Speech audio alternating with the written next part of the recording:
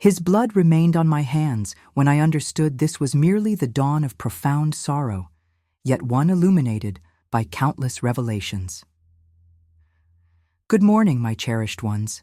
I'm Jacqueline, though everyone here knows me as Grandma Jackie. At 72, I'm here to share a story I've kept locked within my heart for nearly 4 decades. Born and raised in small-town Kentucky during an era when women possessed neither voice nor choice. Today, I call Nashville home, where I reconstructed my existence after everything I'm about to reveal. Before I unveil this tale I've never spoken aloud, I want to express gratitude to everyone who discovered this channel. If you're finding value here, please hit that like button and subscribe so you won't miss future stories from this old soul. Tell me in the comments which corner of America you're watching from. I love envisioning all the distant places this video will reach. It genuinely warms my heart. I entered this world in 1951 within a modest farmhouse in rural Kentucky. My father, Sebastian, cultivated the land: corn, beans, tobacco. My mother, Ruby, laundered clothes for townspeople and crafted quilts she sold at the farmer's market. We lived modestly, yet never lacked nourishment on our table or love within those walls. Raised alongside 5 siblings, 3 boys, 3 girls, I was the second eldest. Early on, I mastered caring for the younger ones, cooking, cleaning. School lasted only through 4th grade. After that, my father declared, "Women don't require extensive book learning, just enough so they won't be swindled at the store." Unlike my brothers, who studied as far as their ambitions carried them. The aromas of my childhood, beans simmering, damp earth after rainfall, smoke from our wood-burning stove. We awakened to the rooster's call, slept when the oil lamp flickered out. No electricity, no running water. Water came from the well. Baths in a tin tub. Simple existence, but I knew no other. I experienced my first period at 12. My mother said, "Now you're a young woman. You must be cautious around men." She explained nothing further. I believed I was dying from blood loss. I was terrified. Understanding came from older friends in whispers laden with shame and fragments of truth. My father was stern, but never violent. He possessed that solemn demeanor of men from that generation who believed displaying affection revealed weakness. Yet I knew he loved us in his awkward way. My mother showed more tenderness, embraced us, sang lullabies, shared stories after dark. Everything shifted when I turned 16. Suddenly, young men began regarding me differently at the market, at church, at the county fair. I was slender, brown-haired, hair cascading to my waist. Nothing remarkable, but in that small town, any young woman attracted attention. At the 1967 county fair, I encountered John. He hailed from the neighboring town, had arrived with friends for the festivities. Tall, robust, worked construction. He was 22 with a smile that made me forget my own name. "Would the young lady care to dance?" he asked, extending his hand while the bluegrass band performed. I glanced at my father, who nodded discreetly. In those days, respectable girls never ventured anywhere unaccompanied. Hay bales, fiddle melodies, the scent of corn dogs and cotton candy. I danced with John until perspiration ran down my face, until my feet ached. When he escorted me back to my family, I knew something had transformed within me. "May I visit you this Sunday?" he inquired before departing. That Sunday, John appeared at our home dressed in his finest attire, hair meticulously combed, bearing chocolates for my mother. He conversed with my father about work, baseball, life itself. He charmed my younger siblings with jokes and playful games. Mama served coffee, and he praised it as though it were the finest he'd ever tasted. The courtship commenced like that. Sunday visits, always supervised. John would sit in the parlor, me in the adjacent chair, maintaining respectful distance, formal conversation. Sometimes he brought modest gifts, a hair ribbon, exotic fruit, a small notebook for my writing. "Jacqueline, this young man appears decent," my father observed after several months. But proceed slowly. Men promise extensively before obtaining what they desire. Then they transform. I should have heeded my father's wisdom more carefully. During the initial 6 months, John was attentive, patient, respectful. He spoke of his dreams, becoming a foreman someday, owning his house, starting a family. He told me about his father, Dale, widowed for many years, a respected community figure who owned a small general store. My father raised 3 boys alone, John told me with pride. Never wanted to remarry. Said no woman could replace my mother. I found this reverence for his mother's memory beautiful. Little did I realize what this story concealed. I met Dale the day John brought me to meet his family. It was Sunday. I had prepared cornbread to impress them. Dale was an imposing man, taller than John, graying hair, massive calloused hands. He possessed that penetrating gaze that seemed to see directly through people. So this is the girl who's been occupying. My son's thoughts, he said, examining me from head to toe. I felt a chill. It wasn't the look of a father-in-law meeting his potential daughter-in-law. It was the look of a man appraising merchandise. I lowered my eyes as proper girls were taught. Now I know I should have trusted my instincts and fled immediately. The visit felt strange. Dale posed numerous questions. Could I cook, clean, sew? Was I a respectable girl? Did I plan to bear many children? John appeared embarrassed, but didn't challenge his father.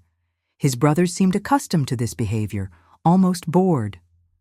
Dad, she's a good girl, John attempted to intervene. Comes from a decent family. I'm simply learning who's entering the family, Dale replied coldly. A woman must understand her place from the beginning. I returned home uneasy, but said nothing to my parents. I assumed it was merely the manner of an older man, that old-fashioned upbringing. How naive I was. The courtship continued, and John requested my hand a year later. I was 17 when we became engaged. He was 23. The engagement was simple. A small celebration at my house with cake baked by my mother, sodas shared in many glasses, all neighbors present. My parents contributed their modest savings to help with the trousseau. John had already managed to rent a small house in town, tiny, just 2 rooms, but it was the foundation of our dream. I married in January 1969, having just turned 18. Simple white dress sewn by my mother and aunt. Borrowed veil from a cousin, bouquet of wildflowers gathered the morning of the wedding. The ceremony took place at the town's little church, small but packed. In small towns, weddings are community events. Dale arrived with his other 2 sons. Throughout the entire ceremony, I felt his gaze upon me, as if he were evaluating whether I was worthy of his son. No smile, no gesture of approval, just that cold, calculating stare. At the reception, following the ceremony, he drank more than everyone else. He didn't become falling down drunk, but that type of talkative intoxication where people reveal their true thoughts. At one point, he approached John and me. "Now you have responsibility, boy," he said, gripping his son's shoulder tightly. "A woman is like an untamed animal, needs a firm hand from the start, or she'll take control." John laughed awkwardly. I pretended not to hear, as women of that era were trained to do. I swallowed those words along with the wedding cake. The wedding night was like many of that era, frightening, painful, filled with ignorance on both sides. John wasn't intentionally cruel, but he also didn't know what to do beyond what he'd heard from other men. I knew nothing beyond the lie still and endure it that older women whispered to brides. I awakened the next day as a wife, a married woman, a housewife. The life ahead seemed predetermined. Tend the house, the husband, bear children, repeat the cycle I witnessed in all the women surrounding me. The first months were about adjustment. John worked Monday through Saturday, departed before sunrise, returned after darkness fell. I maintained the house, prepared meals, washed clothes. Sometimes I created embroidery to sell and supplement our income, but John disapproved. Said it suggested he couldn't support the household. Once monthly, we visited Dale. Those visits were always tense for me. He examined his son's home with a critical eye, ran his finger over furniture searching for dust, inspected pots to see if they were properly scrubbed. "You can judge a woman by the kitchen she maintains," he'd say, as if I weren't present. When John wasn't around, Dale made comments that left me uncomfortable. A good wife would have already given me a grandson to hold, or, "You're too thin like that. Men prefer some meat to grasp." I endured everything silently. He was my husband's father, deserved respect. That's what they had taught me. Besides, I feared him, feared that look, those massive hands, that authority he wielded. Things became strange when I conceived at the end of 1969. John was radiant, treated me like I was made of glass. Dale, upon learning the news, came to visit, something he never did, always waited for us to come to him. "Now you're finally a complete woman," he said, studying my still flat belly. "I hope it's a boy. There are already too many women in this world."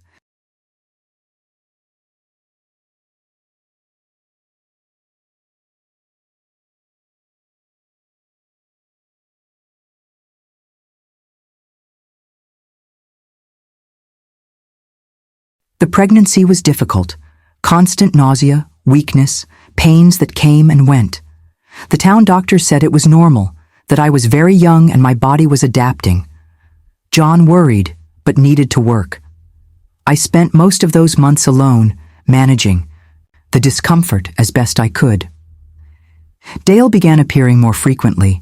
He brought things for the baby, a wooden crib he'd crafted himself, little clothes he'd saved from his sons, a rocking horse in case it was a boy. Always when John wasn't there. Always with that look that disturbed me. "A pregnant girl needs care," he said. "My son works too much, can't always be here." On one of those visits, during my 5th month of pregnancy, he brought a bottle of homemade wine. For strength, he insisted when I refused. Pregnant women need strong blood. I accepted a small glass to avoid seeming ungrateful. The taste was strange, too potent. 2 hours later, I began experiencing intense pains, bleeding. Dale had already departed. I screamed for help until a neighbor heard. I lost the baby that night. The doctor said, "It happens. Many women lose their first." Nobody questioned the wine, not even me at the time. Only years later, remembering, did the pieces fit together. John was devastated, but recovered quickly, the way men do. "We'll try again," he said. "God knows what he's doing." Dale came to the baby's funeral with a solemn expression, but his eyes showed no sadness. There was almost relief. It was after that I noticed the change in John. It began slowly, small complaints, criticisms about food seasoning, about how the house was arranged. He started drinking more, coming home later. At first, it was comments. Then came the shouting. The first slap came when I asked where he had spent the night. Hard across the face, throwing me against the wall. "My woman doesn't question me," he said through gritted teeth. "Learn your place." I cried all night in the bathroom with a cloth in my mouth so he wouldn't hear. In the morning, John acted as if nothing had happened. I also pretended, like so many women before me. That slap opened the door for others. Soon came shoves. Then, punches, always when he drank too much, always followed by repentance the next morning. Flowers picked on the way home. Promises of never again. Rare masculine tears that convinced me he truly felt sorry and I forgave, because that's what women did, because I had nowhere to go. My parents had died in a car accident 6 months after my wedding, because I believed that love was like that, with good and bad parts. Dale knew. I'm certain he knew. During visits, he looked at my bruises poorly. Disguised with long clothes, even in summer, with the thick face powder I used to cover the marks. "A woman has to know how to please her husband," he commented, smiling sideways. "When she doesn't please, she gets corrected."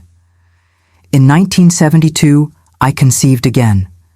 This time, John reduced his drinking. The aggression stopped temporarily. Dale kept his distance during those months, which brought me relief. The pregnancy was calmer than the first. In October of that year, our daughter Mariana was born.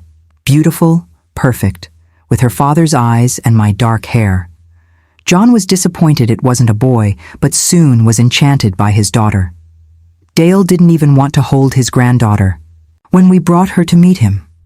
"Girls are just trouble," he said, barely glancing at the baby. "Another mouth to feed that brings no return." With Mariana, I discovered new strength. I no longer allowed John to strike me in front of her, even when she was just a baby. He respected that, took his explosions to another room, but they continued, happening. Our life continued like this for 2 more years. John working, drinking, alternating between loving husband and aggressor. Me tending the house, the daughter, trying to be invisible when I sensed the storm approaching. Dale visiting monthly, always with those looks, those comments that made me want to lock all the doors. It was in 1974 that everything changed forever. John had just turned 29, I was 23, Mariana was almost 2. It was a Friday like any other. John left for work in the morning, promising to return early to take Mariana to see the fireworks at the town festival. The day passed, night fell. No John. It wasn't uncommon. Many times he went from work straight to the bar. But he had promised his daughter, who waited anxiously, dressed in her party dress. When the clock struck 9 at night, I put Mariana to bed, promising that Daddy would take her to see fireworks the next day. She fell asleep crying. At midnight, there was a knock at the door. It was John's friend Tom. Pale face, trembling hands. "Jacqueline, something happened. There was an accident at the construction site." Tom's words seemed to come from far away, as if he were speaking underwater. Scaffolding broke. John fell from the 3rd floor. My world collapsed in that instant. I don't remember exactly how I got to the hospital. I know a neighbor stayed with Mariana. I know I cried the entire way in Tom's truck, praying every prayer I knew. But when I arrived, John was already gone. Had no chance, the doctor said. Instant death. He didn't suffer. As if that were consolation for a 23-year-old widow with a small daughter. I looked at that body covered with a white sheet and didn't recognize the man I had shared 5 years of my life with. His face was different, deformed by the fall, but the hands were the same. Hands that caressed me and also hurt me so many times. I cried for everything. For the John I met at the county fair, for the loving father he sometimes managed to be, even for the aggressor who repented in the morning. I cried for the future we wouldn't have, for the promises he made on good days that everything would get better. In the days that followed, I lived in a state of shock. The funeral was quick. We didn't have money for anything elaborate. Dale organized everything, paid the expenses. He seemed too controlled, as if he were burying a stranger, not his own son. "Life goes on," he said at the cemetery while the coffin was lowered into the earth. "You and the girl can count on me." At that moment, his words seemed kind, a safe harbor when I was drowning.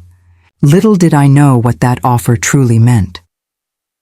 I returned home with Mariana to the deafening silence, to corners that still held John's scent, to his clothes on the line that I had washed the day before.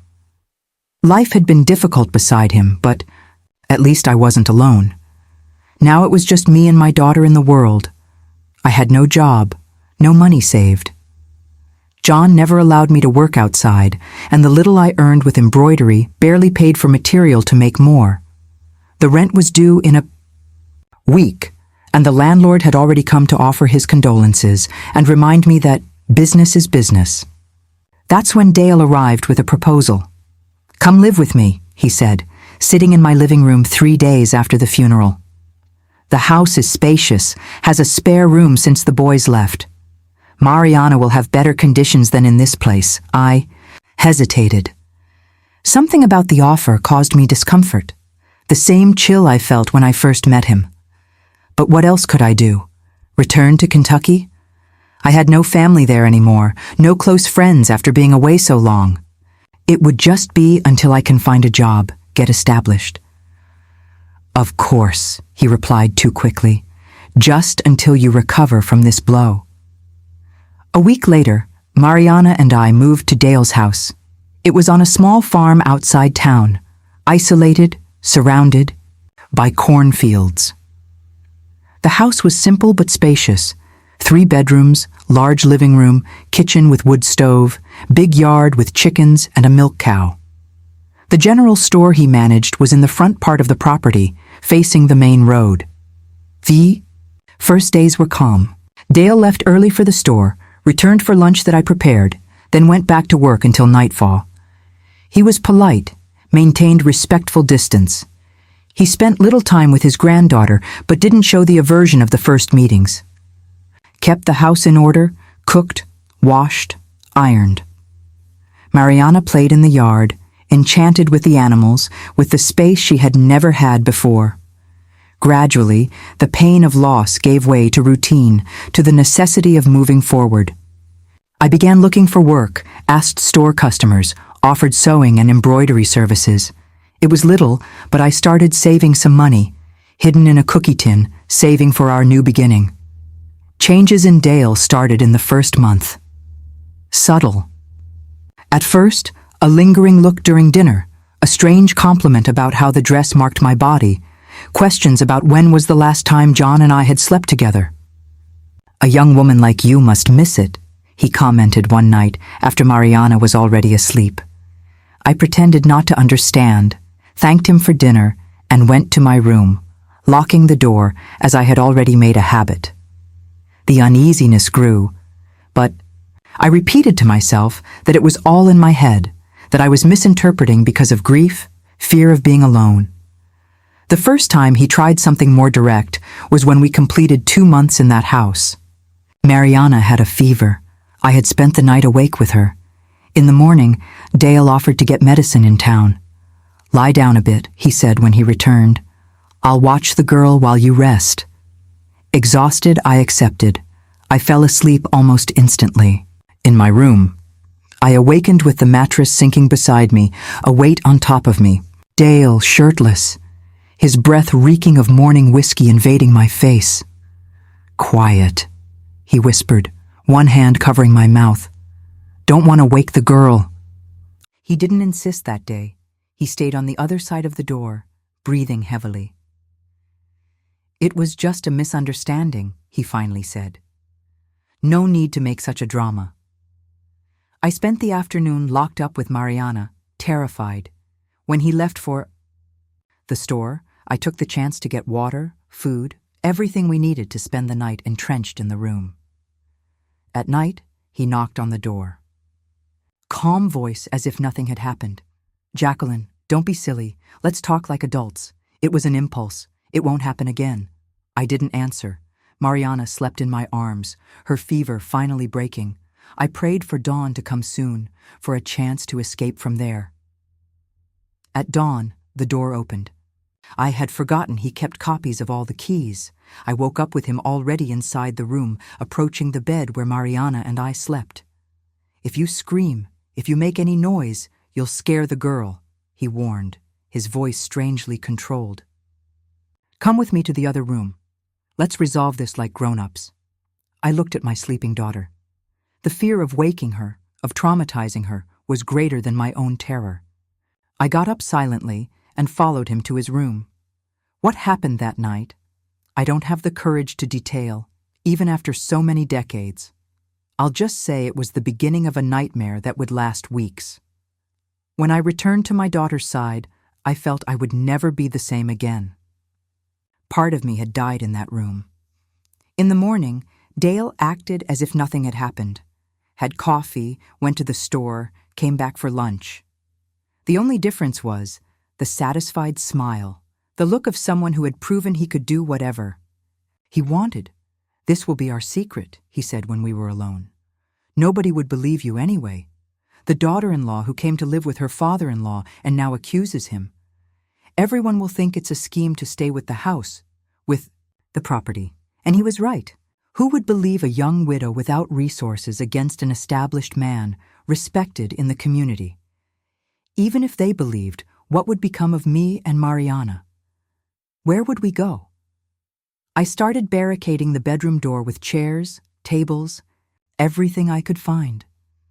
But he always found a way.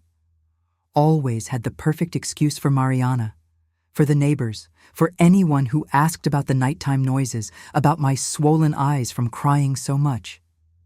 "Mommy is sad because she misses Daddy," he told Mariana when she asked why I cried so much. I tried to escape twice.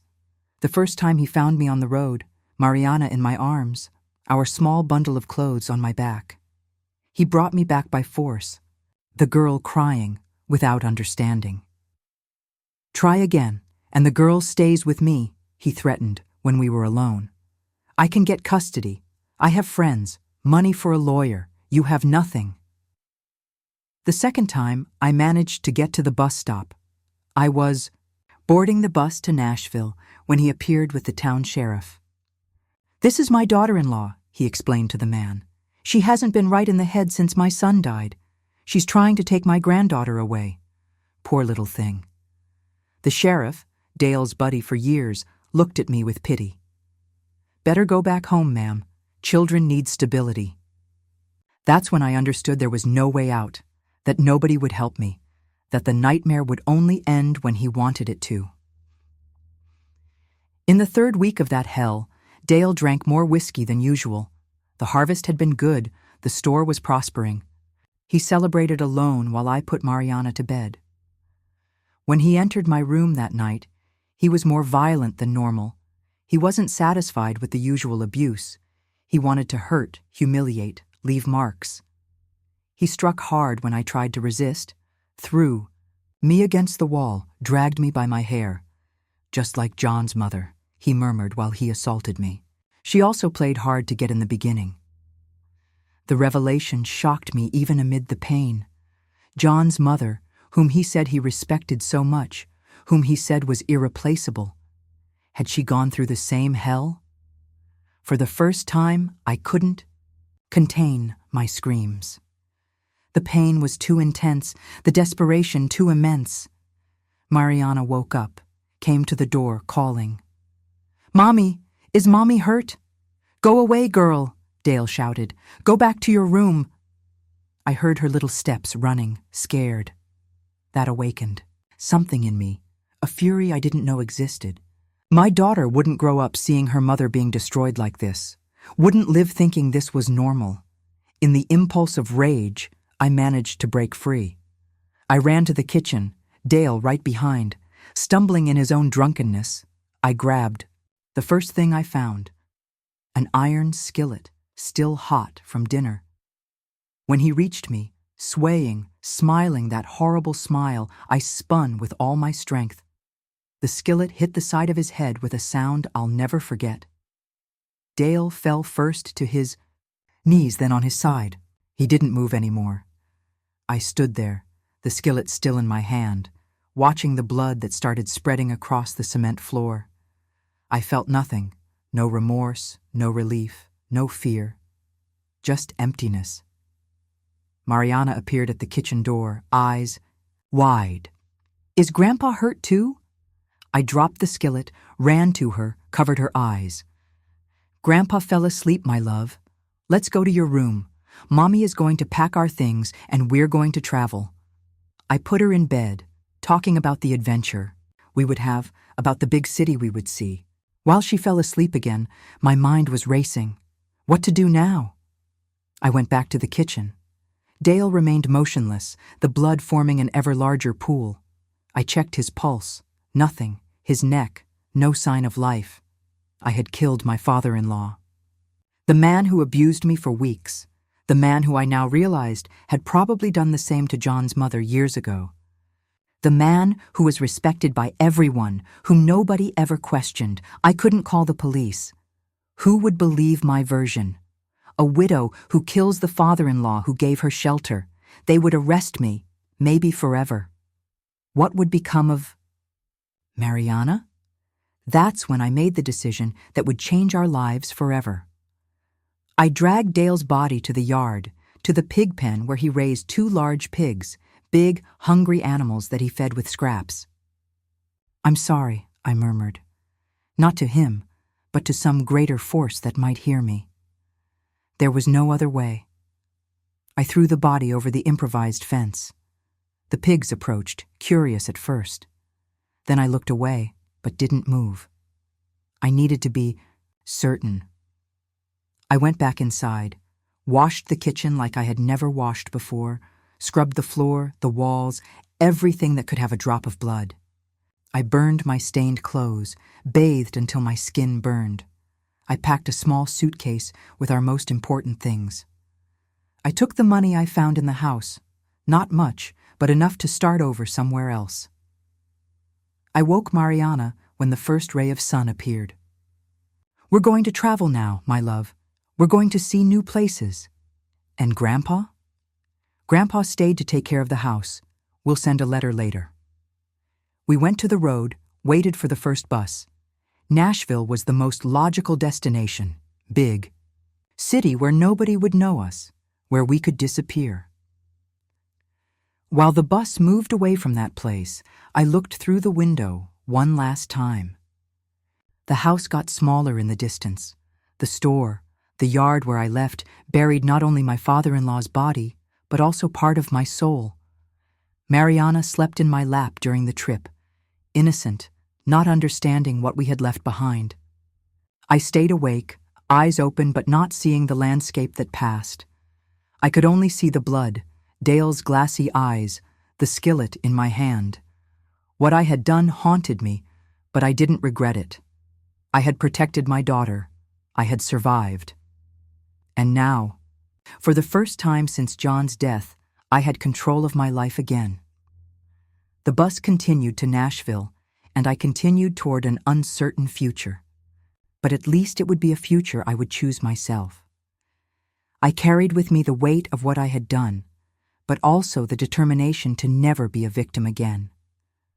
What I didn't know was that Nashville held its own challenges, that the journey to rebuild my life was just beginning, and that Dale's ghost would follow me much longer than I imagined.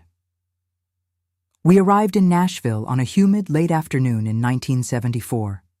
The bus station was bustling with people, noise, strange aromas for someone coming from a small town. Mariana clinging to my neck, frightened by all the commotion. Me with our small suitcase, less than $100 in my pocket, and my heart heavy with what I had left behind. "Where are we going to sleep, Mommy?" Mariana asked, her tired little eyes from the 6-hour journey. Good question. I didn't know anyone in the city, hadn't planned anything beyond the escape. In my mind, the important thing was to get out of that hell. The rest would work itself out. A lady who traveled beside us on the bus, Mrs. Dolores, graying hair and kind face, must have noticed my desperation. "Do you have somewhere to stay, dear?" I shook my head, holding back tears. I was exhausted, terrified, without direction. "I know a cheap boarding house downtown. It's not luxury, but it's clean. The owner is good people, might give a discount for someone arriving with a child." We followed Mrs. Dolores on a crowded city bus, then through steep hills of downtown. Nashville scared and amazed me simultaneously. Tall buildings, some majestic, others from my father-in-law, I replied before thinking, immediately regretting the confession. She nodded without asking for details. Very common, more than people imagine or want to admit. The room was tiny, a single bed, a mattress on the floor, a wardrobe that didn't close properly, but it had a window that caught the breeze from the Cumberland River and was clean. For someone carrying the weight I carried, it seemed like a palace. The first days were about adaptation. Nashville was a world apart. The constant heat, the humidity, the accelerated pace, the different language that sometimes I barely understood. Mariana adapted faster, fascinated with the colors, sounds, movement. Mrs. Zelda helped me find work at a sewing factory downtown. Paid little, but at least it was legitimate employment. I got up at 5 in the morning, left Mariana with Mrs. Zelda herself, who charged a pittance to watch her, and took 2 buses to the factory. The work was exhausting. 10, sometimes 12 hours bent over the sewing machine, always doing the same movements, hearing the deafening noise of machines, breathing fabric dust that covered everything. I came back at night, body aching, fingers pricked by needles, eyes burning. Mariana was already asleep when I arrived. On weekends, I tried to compensate, taking her to walk in the park, to the riverfront, to places that cost nothing beyond bus fare. "You're very reserved, ma'am," Mrs. Zelda commented one Sunday while watching me braid Mariana's hair. "Never talk about the past, about family." "I have no family," I replied simply. "Just me and her." Life continued in a precarious routine, but at least we were safe. Or so I thought, until the 3rd month in Nashville. It was on a hot Sunday in October. We were coming back from the park, Mariana hopping ahead of me, when I saw the newspaper at the newsstand. I didn't usually buy one, every cent was counted, but the headline paralyzed me. Dale's photo, serious, looking straight at the camera, occupied half the page. I grabbed the newspaper with trembling hands, ignoring the vendor complaining that newspapers aren't magazines to read for free. The story said the community was shocked by the disappearance of the respected businessman, that police were investigating murder after bloodstains were found in the kitchen. Worse, it talked about the mysterious flight of the daughter-in-law and granddaughter right after the disappearance. "Police are looking for Jacqueline Ferrer Santos for questioning," said the last paragraph. I let the newspaper fall, picked up Mariana, and ran back to the boarding house. My heart beating so hard I thought it would explode. "I need to leave here," I told Mrs. Zelda as soon as I entered. "Today." "What happened, child? You look like you've seen a ghost." I couldn't tell her. Even to that lady who had been so good. To us, I couldn't reveal what I had done. My father-in-law, he found me. He's going to take me back. It wasn't a complete lie. If they found me, I would be taken back, just to jail, not to his house. Mrs. Zelda didn't ask more questions. She helped pack our small suitcase, gave a little extra money beyond what she owed for watching Mariana. "Where are you going now?" "I don't know. Another state, maybe." "Without new documents, they'll find you wherever you go." "I know someone who can help, but it costs."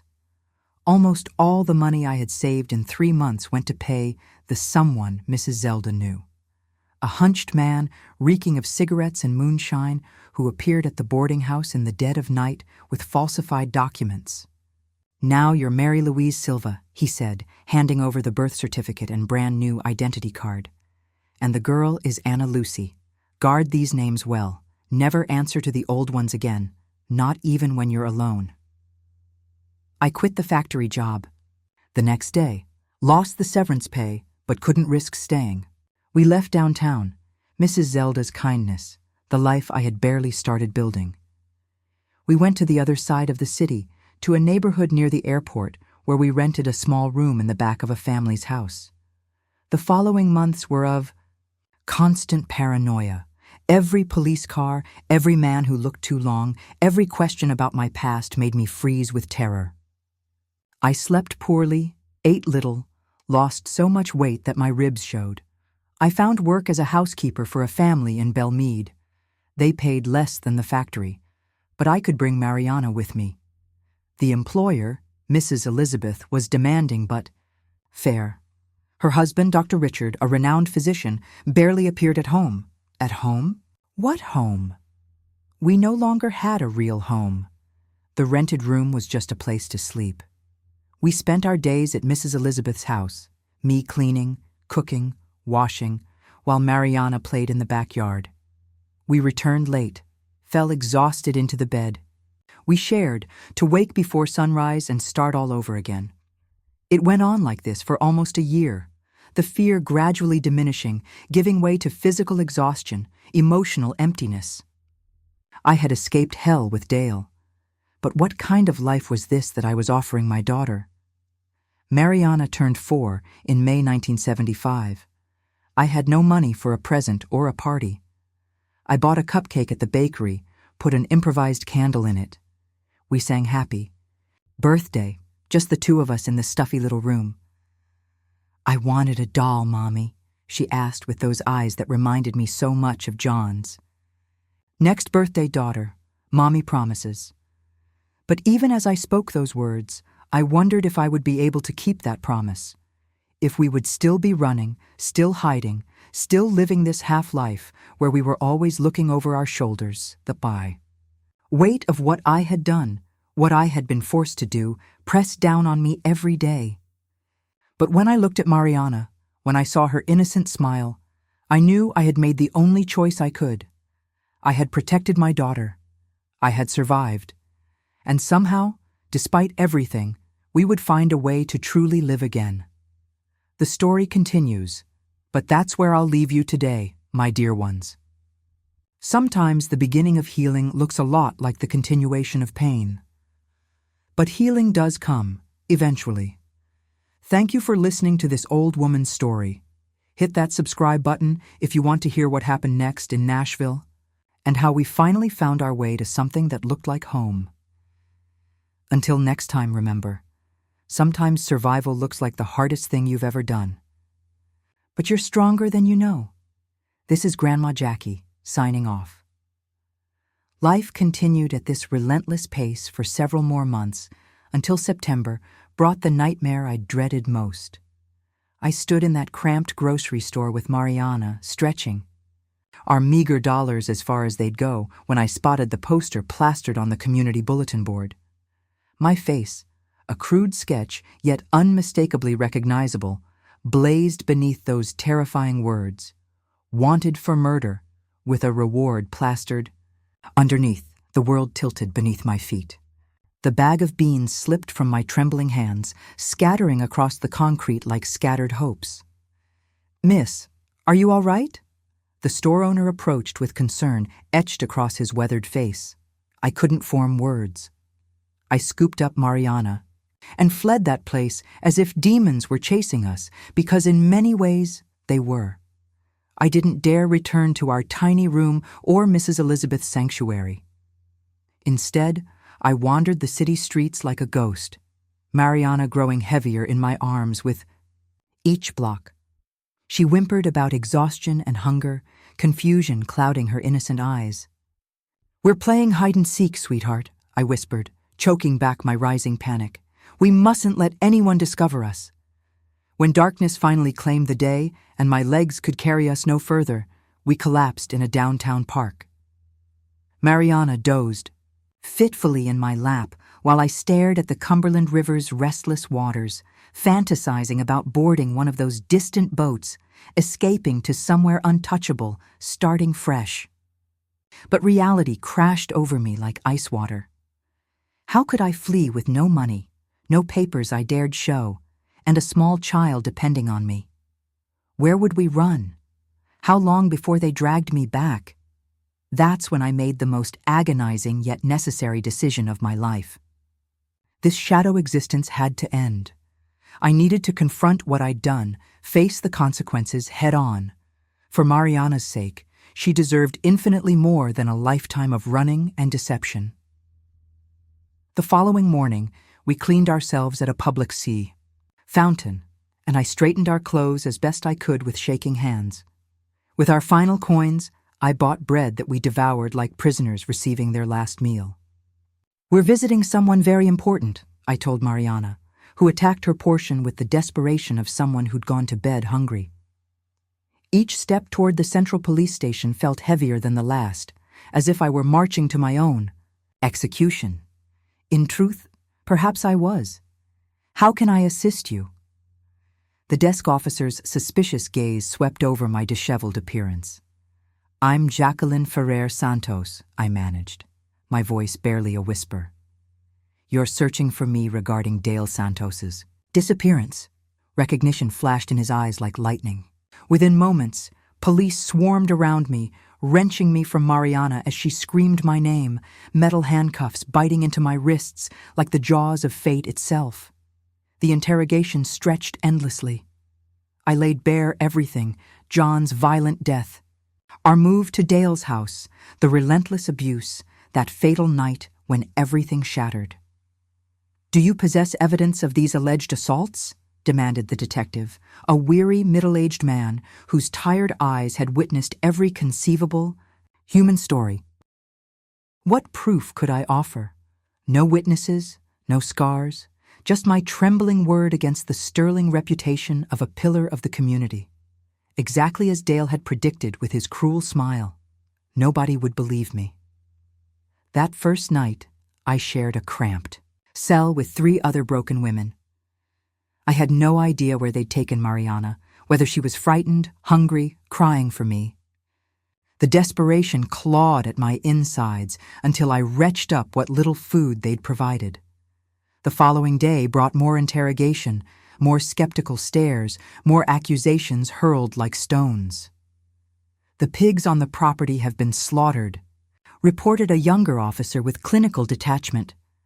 "We discovered no human remains. Where's the body?" they demanded. I spoke the truth. "I fed it to the pigs."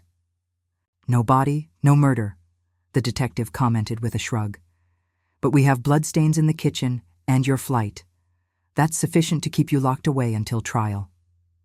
Those became the darkest days of my existence, worse than Dale's violations, worse than John's brutality, because now I couldn't even glimpse my daughter's face or know if she was safe.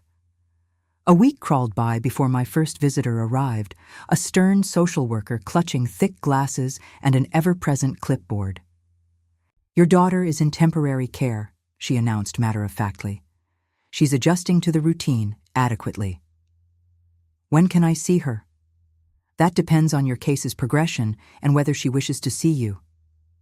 "What do you mean, whether she wishes? She's only 4 years old." We explained situations in age-appropriate terms. "That mommy made serious mistakes and must be separated temporarily." My world crumbled further, Mariana believing I'd abandoned her, that I was the villain in this story. It was unbearable. Weeks melted into months without news. No lawyer, no hearing, no movement whatsoever. Just the suffocating limbo of an overcrowded cell, inedible slop, and constant terror. That's when Helena entered my life, a new cellmate with steel in her spine who never lowered her gaze before the guards. She was serving 3 months for theft, and her presence changed everything. "Girl, you're wasting away to nothing," she observed on her 3rd day, watching me push food around my tray. "At this rate, you won't survive until trial." I shared my story with Helena. What did I have left to lose? To my amazement, she believed every word. More than that, she burned with righteous fury. "What they did to you is criminal," she declared. "There's an organization that champions women like you. When I walk out of here, I'm finding them." I didn't dare hope. Empty promises echoed constantly within these walls. Everyone swore they'd help once they gained freedom. But Helena proved different. 2 weeks after her release, a lawyer appeared at my cell. Angelica arrived like an avenging angel, wild afro, hair, fierce determination blazing in her dark eyes. She represented a women's rights defense organization, and her first words changed everything. "Your story is heartbreakingly common, and we're going to fight for you." With Angelica's arrival, the tide began shifting. First, she secured permission for me to see Mariana. That reunion devastated me. My daughter had grown thin, her hair cropped short, her eyes holding the wariness of someone who no longer recognized me.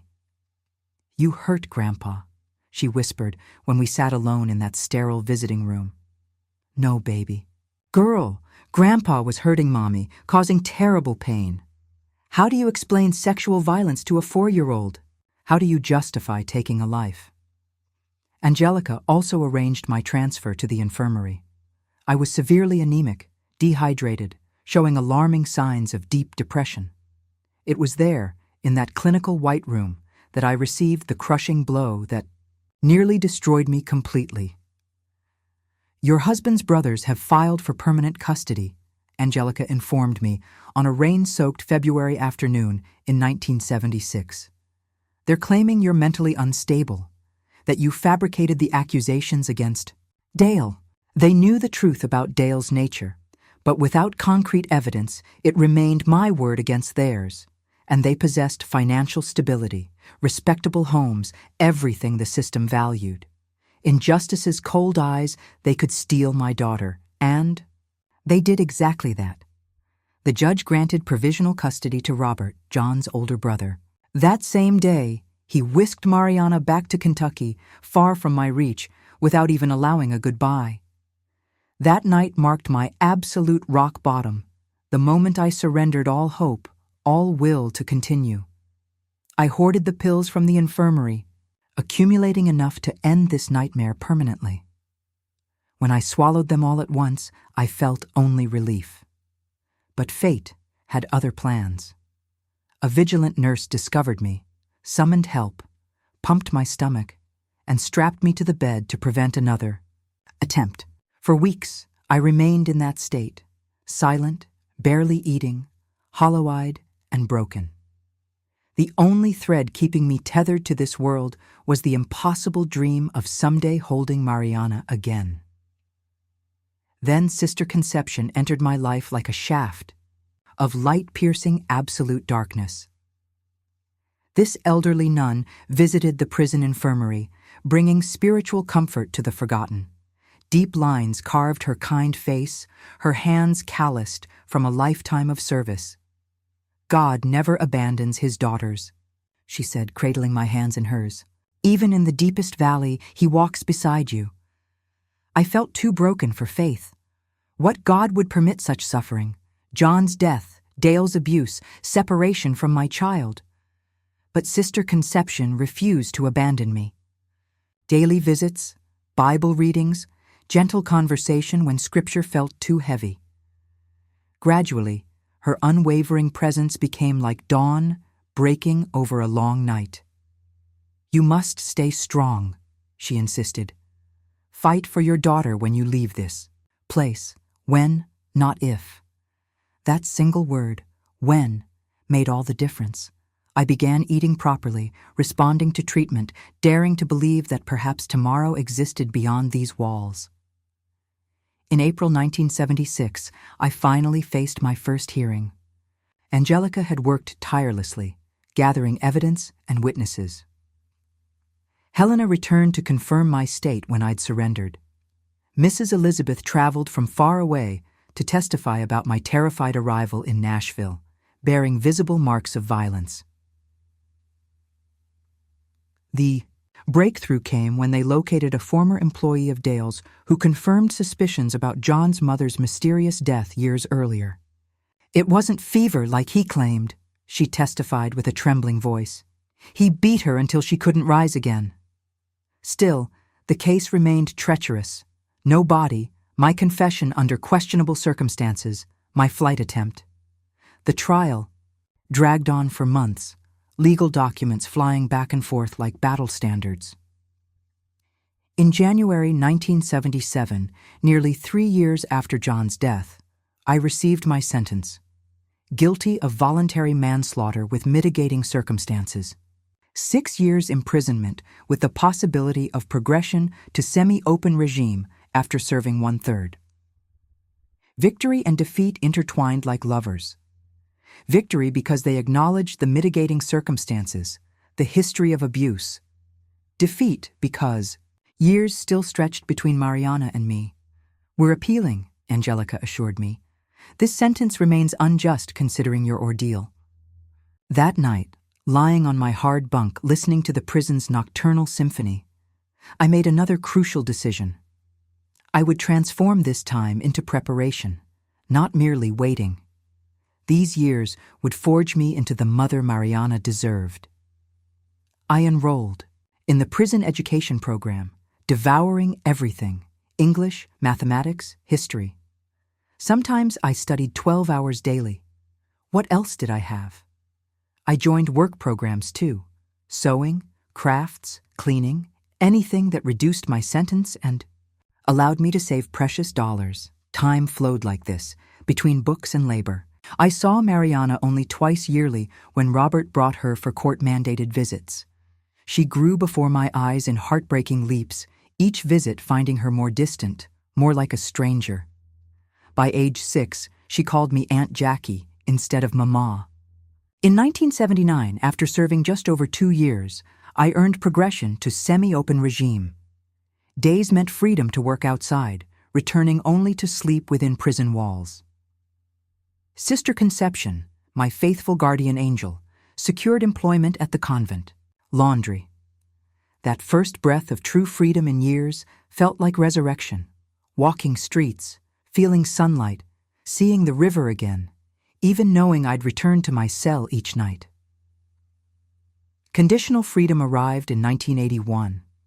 I would leave prison definitively, though still reporting regularly to authorities. Sister Conception offered a room behind the convent in exchange for kitchen and laundry work. I walked through those prison gates on a March morning at 30 years old, feeling like I'd lived several lifetimes.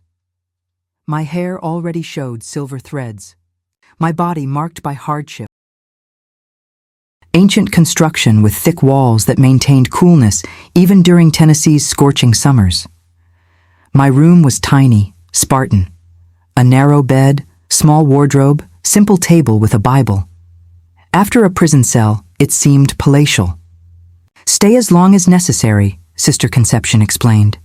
In exchange for kitchen and laundry assistance, when you're ready, we'll help you find another place.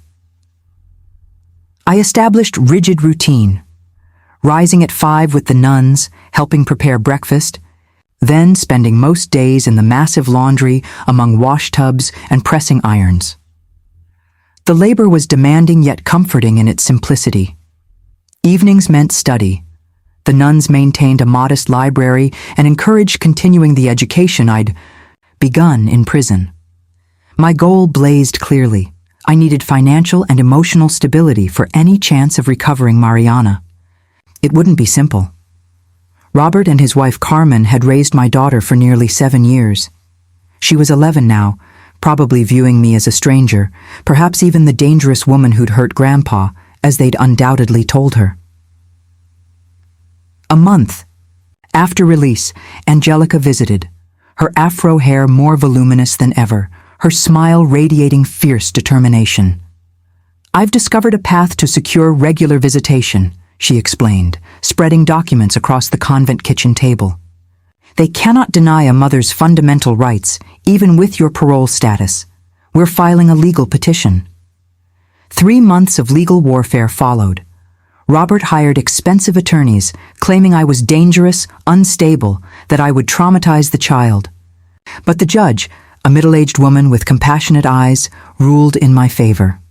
Bi-weekly Sunday visits, supervised by a social worker for now. The first meeting occurred at a Nashville park, neutral territory, they said. I arrived an hour early, too nervous for stillness. I donned my finest dress, purchased from a thrift store with my first savings, applied lipstick, pinned my hair carefully. I desperately wanted to appear normal, stable, trustworthy. When Mariana emerged from Robert's car, my heart nearly shattered. She'd grown so much, transformed from the little girl preserved in my memory. Long hair now, school uniforms replacing the simple dresses I'd once sewn. A pre-teenager, no longer my baby. "Hi," she said, approaching, voice emotionless, eyes evaluating. Me like a stranger. "Hello, my precious girl. I've missed you beyond words." I moved to embrace her, but she stepped back instinctively. Of course she would. To her, I was merely a woman who appeared twice yearly for tense, uncomfortable encounters. The social worker, a gentlewoman around 40, suggested ice cream. We sat on a bench, treats melting in the heat, discussing superficial topics, school, friends, her doll collection. "Uncle Robert and Aunt Carmen are taking me to Disney World for vacation," she shared, excitement sparkling in her eyes. I swallowed hard. I could never provide such luxuries, not even in dreams. When visiting time ended, Mariana hesitated before leaving. For an instant, I thought she might hug me, but she simply waved and ran back to the car where Robert and Carmen waited. The perfect, successful couple, ideal for raising a child. Unlike me, the ex-convict working in a convent laundry, I wept the entire journey back, but I refused to surrender. At our next meeting, I brought a gift, a handmade bracelet crafted in my spare time. For subsequent visits, I always carried small surprises, hair ribbons, homemade sweets, little drawings I'd created. Gradually, tentatively, she began opening up, sharing more about her life, school friends, her favorite teacher. She also started asking about my experiences, why I'd been in that place. She never said prison. I made a serious mistake, I explained during our 5th meeting, choosing words carefully. But it was to protect myself. Sometimes adults face impossible choices. In December 1981, I received permission for our first unsupervised meeting. I took Mariana to the riverbank, then to an ice cream parlor. She seemed more relaxed, less guarded. She even held my hand crossing the street. "Uncle Robert says you killed Grandpa Dale," she said suddenly while playing in the sand. "Is it true?" I froze. How could I answer? Lying would be easy, but would establish our relationship on false foundations. The raw truth would prove too traumatic. "Your grandfather was hurting me terribly," I finally replied. "Doing things adults should never do to other adults." I defended myself, and he ended up badly hurt. Was he evil? He was sick in his mind. "Sweetheart, he hurt people he should have protected." She remained silent, processing this in her own way, then asked if we could build a sand castle. The conversation was over, for now. While slowly rebuilding my relationship with Mariana, I also worked to improve my own circumstances. The nuns encouraged formal education completion. I attended night classes after exhausting days in the laundry. 1983, at 32, I earned my high school diploma. "You're too intelligent to spend your life washing clothes," said Sister Rosa, the convent's youngest nun who taught at public school. "Have you considered becoming a teacher?"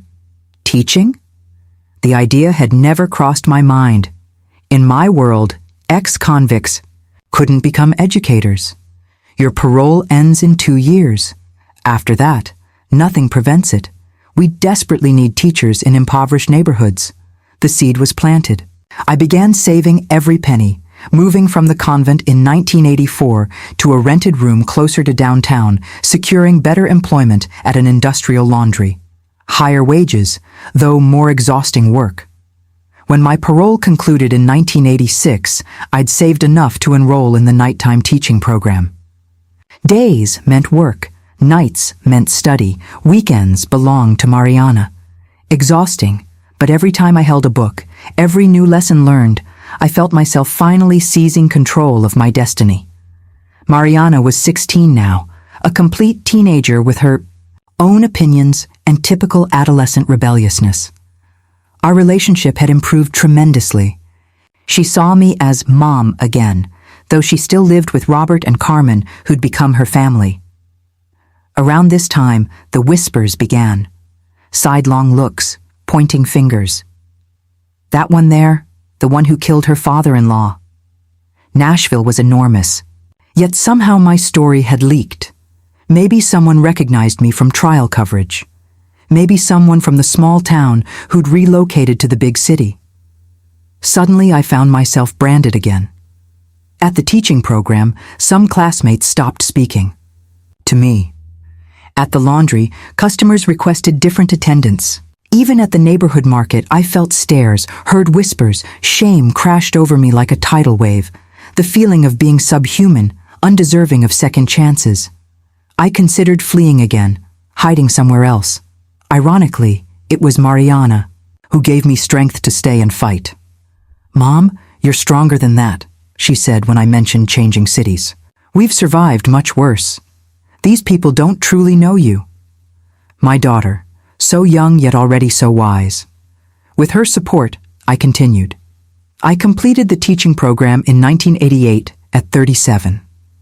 Finding employment proved challenging. Schools hesitated to hire someone with my background, despite having served my complete sentence. But Sister Rosa, always my guardian angel, secured a position at the community school where the convent maintained social programs. My first day as a teacher was terrifying. Literacy class, 30 children between 6 and 8 years old, most from desperately poor families. Many had never held a pencil, didn't recognize letters or numbers. Trembling, I introduced myself. "Good morning, children. I'm Teacher Jacqueline." Teacher. The word sounded strange, imposing. Me, who'd barely had educational opportunities at the proper age, now stood there to teach others. The first week was catastrophic. I couldn't control the class, didn't know how to explain concepts they'd understand. Returned home exhausted and weeping, but I refused to quit. I remembered Mariana calling me strong and pressed forward. With time, I improved. I learned to capture children's attention through storytelling, to harness their energy instead of containing it, to adapt instruction to each child's pace. At the first year's end, when several students read their first words independently, I experienced joy I'd never imagined possible. The teacher's salary wasn't substantial, but combined with my laundry savings, it allowed me to rent a larger apartment in 1990, living room, bedroom, kitchen. Luxury, compared to the cubicles where I dwelt. Mariana was 20, studying nursing at university on a scholarship obtained through Robert's influential connections. She spent more time with me now, sometimes sleeping at my apartment on weekends. "Uncle?" "Robert and Aunt Carmen were good to me," she commented one evening while we watched television, "but I always felt something missing." "What? You? Your story, your strength?" I wept, embracing her. My daughter hadn't just returned to my life, she admired me. After everything I'd endured, all my mistakes, my daughter viewed me as an example of resilience. In 1992, I received news that would change everything again. Robert had died, massive heart attack. Carmen, without biological children, was devastated. Mariana, now an adult, decided to stay with her temporarily for support during mourning. Not Dale the physical man. He was dead, buried by my own hands. But what he represented, the trauma, humiliation, guilt I still carried. No matter how completely I'd rebuilt my life, I still felt contaminated inside, forever marked by what he'd done to me and what I'd done to him. I decided to seek help. Therapy wasn't common then, especially for people of humble origins. But through the school, I obtained a referral to a support group for women survivors of violence. In early meetings, I couldn't speak. I simply listened to other women sharing stories painfully similar to mine. Violent husbands, abusive fathers, harassing bosses, women who, like me, had been silenced, blamed, discredited. "For many, justice will never come through legal systems," said the psychologist coordinating our group. "Our justice must be internal, refusing the permanent victim role." It was revelation. I still saw myself as a victim, first of John, then Dale, then the system. I still believed deep down that my value had been destroyed by them, that I'd forever remain marked, diminished. In 1994, with the group's encouragement, I decided to write my story. Not for publication, not to show anyone, just to exorcise demons, to give voice to the woman who'd been silenced too long. I bought a thick notebook with hardcover and began recording everything. Childhood in Kentucky, marriage to John, Dale's abuse, the escape, prison, reconstruction. I wrote at night after classes, often crying so hard that tears blurred the ink. It was agonizing, yet healing. With each filled page, I felt poison draining from my body, felt I could finally choose how this story would be told, not by the men who'd hurt me, not by the system that punished me, but by my own voice. When I finished 6 months later, I did something symbolic. I carried that notebook to the riverbank one August dawn. Alone on the grass under the still dark sky, I read each page aloud as testimony to the universe. Then I set fire to the notebook and watched ashes fly over the water. "You have no more power over me," I said aloud, thinking of Dale, of John, of everyone who'd tried to diminish me. "I'm free now." At that moment, for the first time in decades, I truly felt liberated. The rest of the 1990s brought stability and growth. I continued teaching, now experienced enough to handle advanced classes. Mariana graduated nursing school and secured employment at a public hospital. In 1997, she gave me the greatest gift of all, my grandson Gabriel. "I want you to be central in his life," she said, placing that newborn bundle in my trembling arms, "for him to grow up knowing your story, your strength." I held that child with reverence, marveling at how life completes its circles. Me, who'd been separated from my daughter for so long, now received the chance to be a present grandmother from day one. When Gabriel turned 2, Mariana married Antonio, the child's father, a dedicated doctor she'd met at the hospital, a gentle man who treated her with respect. Exactly what I'd always dreamed for my daughter. In 2000, at 49, I realized another dream, buying my own house. Small, in a simple neighborhood, but completely mine. I paid the down payment with years of savings and financed the rest through a government program. The day I received those keys, I walked through each empty room feeling indescribable joy. "Grandma, is this house really, truly yours?" asked Gabriel, then 3, racing through empty rooms on moving day. "Really, truly, my love. Nobody can take it from Grandma." In 2005, at 54, I retired from the municipal education system. I didn't want complete idleness. Purposelessness frightened me.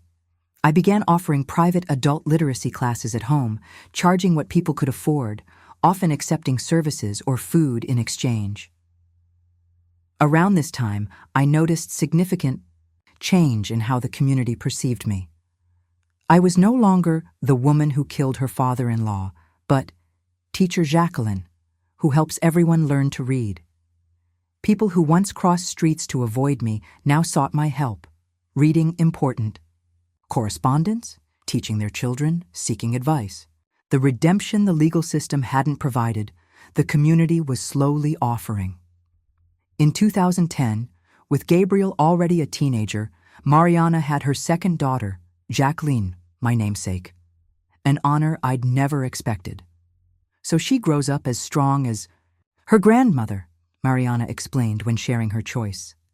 My relationship with my daughter flourished in ways I'd never imagined after our forced separation. We weren't just mother and daughter. We were confidants, friends, mutual supporters.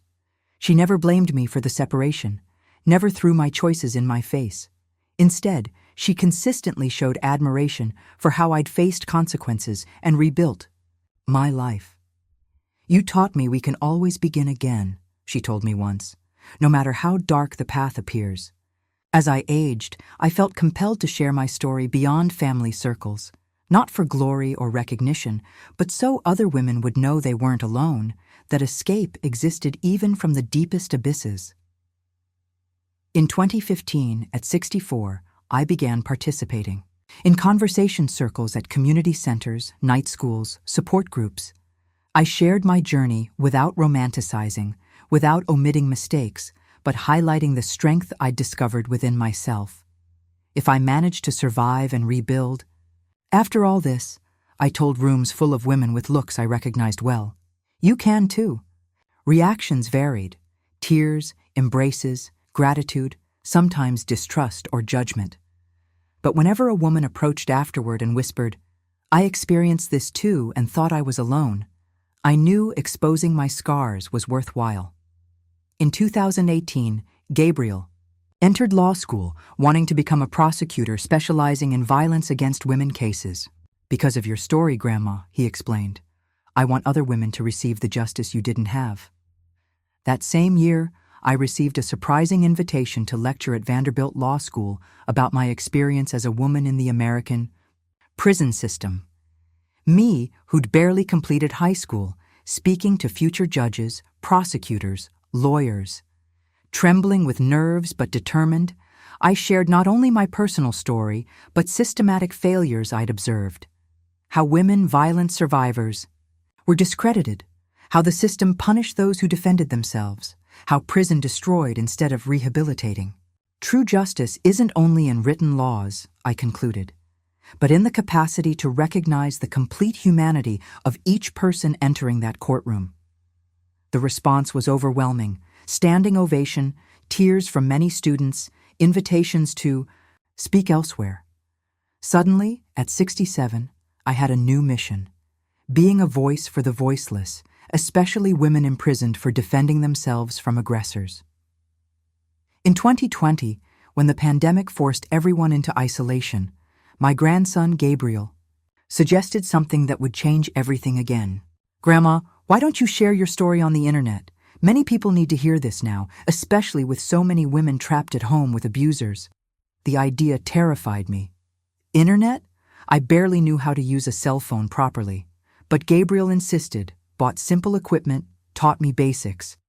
Mariana helped organize themes, structure stories accessibly. And so, Grandparents' Tales was born, recorded in my simple living room with my granddaughter Jacqueline often beside me, playing while I spoke. We launched in April 2020 without expectations. The first video had 20 views, the second, nearly 100. The third, where I detailed Dale's abuse, went viral beyond our wildest dreams. Over 100,000 views in 1 week. Messages poured in by thousands from women across America. "Your story saved my life." I watched your video, and today I left home. With my children. I thought I was alone until I discovered your channel. Today, in 2025, I'm 74 years old. My channel boasts over 500,000 subscribers. I'm invited to events, interviews, documentaries, not for being an expert in anything or possessing impressive credentials, simply for having survived and finding courage to tell. When I think of that 16-year-old girl who met John at the Mee County Fair, the young mother fleeing terrified with a child in her arms, the desperate prisoner who attempted suicide, it seems like another person. In many ways, it is. From that Jacqueline remains only the essence, the core that survived everything. Because I discovered in the harshest way that we're infinitely stronger than we imagine, that we can lose everything, freedom, family, dignity, and still rebuild, still flourish, still discover purpose. When young people ask if I have regrets, my answer always surprises them. I don't regret what I did to survive. I only regret not believing in my own worth sooner. That's the real victory I achieved against Dale. I didn't just survive what he did. I thrived despite it. I transformed poison into medicine, agony into purpose. And that, more than any revenge, represents the greatest triumph I could have claimed. If you enjoyed my story, please like this video and subscribe to Grandparents' Tales so you won't miss future stories from this old woman.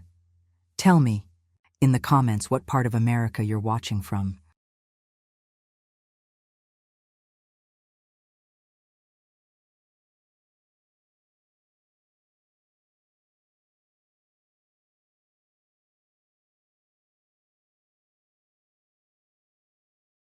If my journey has touched your heart in any way, I ask that you leave a like on this video and subscribe to the channel.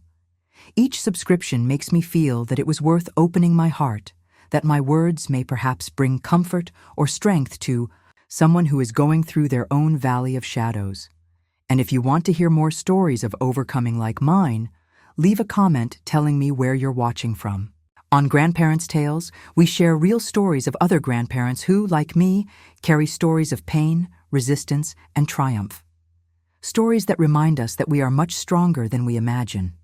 That our scars, although they never completely disappear, can become marks of honor that tell not only what we suffered, but mainly how we survived. Until the next video, my dear ones, may God bless each of your paths, and may you never lose hope, even in the darkest nights. This grandmother. Here is living proof that there is always, always light at the end of the tunnel.